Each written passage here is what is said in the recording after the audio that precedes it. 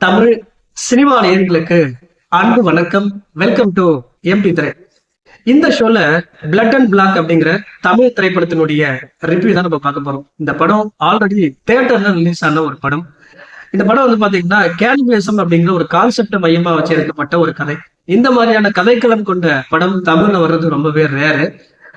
இந்த படத்தினுடைய ஆரம்பத்திலேயே ஹீரோயின் ஒரு பேட்டி ஒன்று கொடுத்துட்டு இருக்காங்க. அந்த பேட்டியில யாரை பத்தி சொல்றாங்க அப்படின்னா, ஜான்சன் ரிச்சர்ட் அப்படிங்கிற ஒரு ரஷ்ய சயின்டிஸ்ட பத்தி சொல்றாங்க.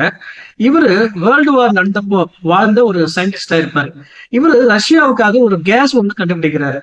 அந்த கேஸ மனிதர்கள் மேல செலுத்தினா பல நாட்கள் தூங்காம இருப்பாங்க. அப்படி தூங்காம இருக்கிறதுனால அவங்களுக்கு என்ன மாதிரியான சைட் எஃபெக்ட் வரும் அப்படின்னா, பல நாட்கள் தூங்காம இருக்கிறதுனால அவங்க மிருகமா மாறி கேனிபலா மாறிடுவாங்க.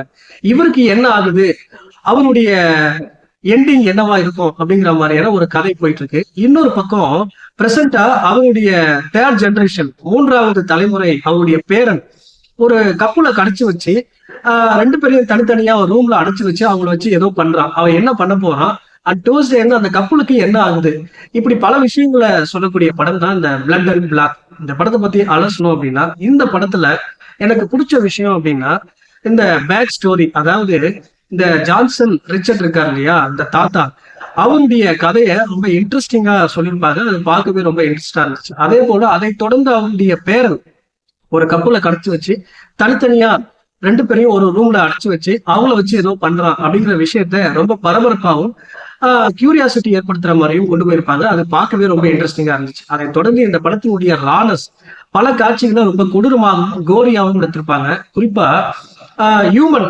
ஷீட்டை சாப்பிடுற அந்த காட்சிகள் எல்லாமே பாத்தீங்கன்னா பாக்குறதுக்கு ரொம்ப கொடூரமா இருக்கும். அதே போல பாத்தீங்கன்னா அந்த சர்வைவல் டிராமா போர்ஷன்ஸ், அதாவது அந்த ரெண்டு கப்புள்ஸ் இருக்காங்க இல்லையா, அவங்க எப்படி தப்பிக்க போறாங்க, அவங்கள யாரு காப்பாத்த வராங்க அப்படிங்கிற அந்த போர்ஷன்ஸ் எல்லாமே இன்னும் கொஞ்சம் பரபரப்பாகவும் இன்ட்ரெஸ்டிங்காகவும் எடுத்திருக்கலாம். அதை கொஞ்சம் நார்மலா எடுத்திருந்தாங்க அப்படின்ற மாதிரி எனக்கு தோணுச்சு. படம் ஒரு 1.5 மணி நேரத்துக்குள்ள முடியக்கூடிய ஒரு படம். இந்த படத்தினுடைய எண்டிங் பாத்தீங்கன்னா ஒரு ட்விஸ்ட் இருக்கும். அந்த ட்விஸ்டும் பாத்தீங்கன்னா நம்ம ப்ரெடிக்ட் பண்ற மாதிரி இருக்கும். ஓவராலா பாத்தீங்கன்னா ஐடியாவா ரொம்ப இன்ட்ரெஸ்டிங்கான ஒரு படம். பட் அதாவது இந்த படத்தினுடைய கதைக்களம், அந்த ஸ்டோரி ஃப்ளோல இன்னும் கொஞ்சம் கான்சென்ட்ரேஷன் பண்ணிக்கலாம். இந்த படத்தினுடைய கோரினஸ்ல கான்சென்ட்ரேஷன் பண்ண அவங்க இந்த படத்தினுடைய கதைக்களத்திலையும் இந்த படத்தினுடைய ஸ்டோரி ஃப்ளோலையும் கொஞ்சம் கான்சென்ட்ரேஷன் பண்ணியிருந்தாங்க அப்படின்னா இந்த படம் வேற லெவல்ல இருந்திருக்கும். இருந்தாலும் இந்த படத்தை நீங்க ட்ரை பண்ணி பார்க்கலாம். இந்த படத்துக்கு நான் கொடுக்குற ரேட்டிங் 5 to 2.5. அடுத்த விமர்சனத்துல சந்திக்கலாம். நன்றி, வணக்கம்.